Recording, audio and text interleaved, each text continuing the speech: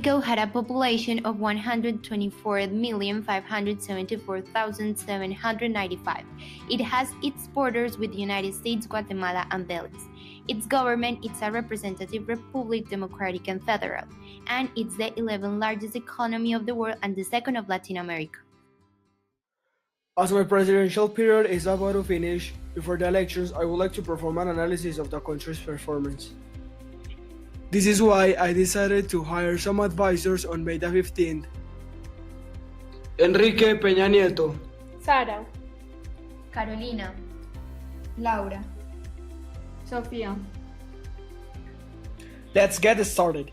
In your opinion, how is the country's foreign policy characterized?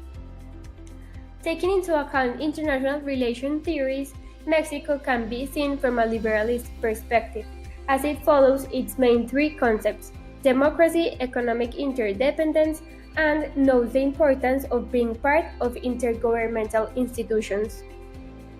Even if the Institutional Revolutionary Party has ruled in most of the past years, Mexico is a democracy that is characterized by being peaceful and resolving its conflicts through compromise and negotiation.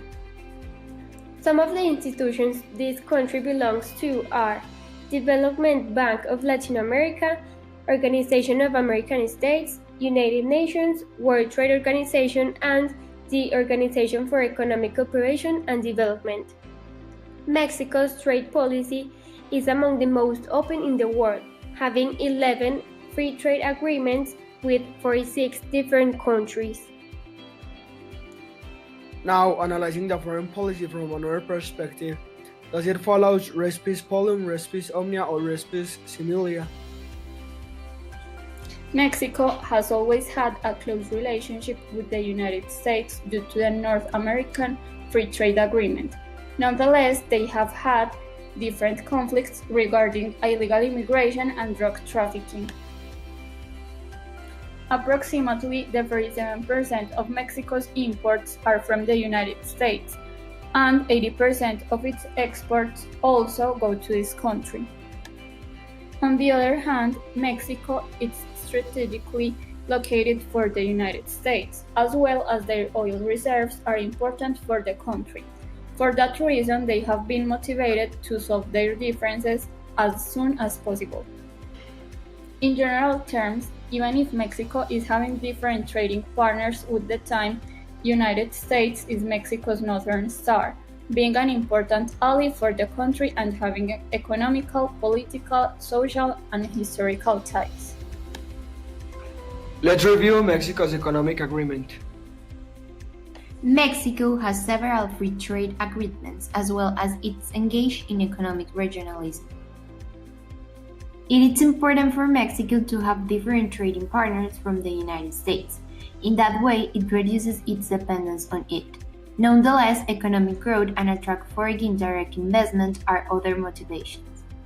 In that way, Mexico's economic agreements are the North America Free Trade Agreement with the European Union, European Free Trade Association, Uruguay, Japan, Colombia, Israel, Peru, Central America, and Panama. It can be said that the country's trade liberalization allowed Mexico to belong to important agreements such as the Trans-Pacific Partnership and the Pacific Alliance.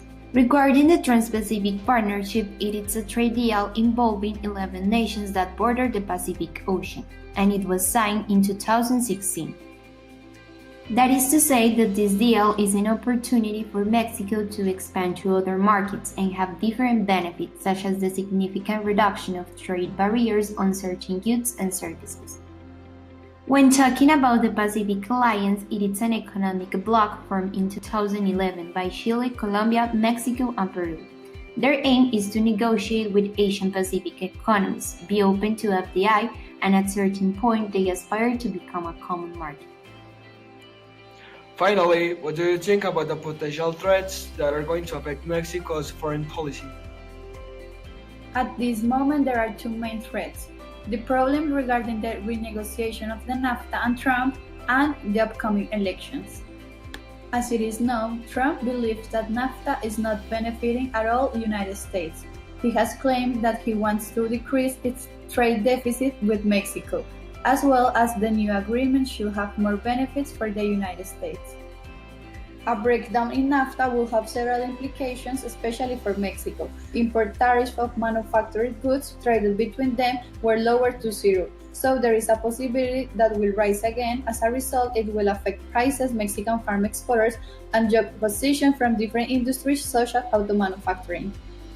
Presidential elections are going to be held on July 1st of 2018. The leading candidates are Andrés Manuel López Obrador, a center-left populist candidate who claims that he's going to change Mexico's regime, as well as is going to have a stronger position towards the NAFTA. On the other hand, Ricardo Anaya aims to diversify Mexico's foreign policy, acquiring new trading partners and establishing long-lasting relationships.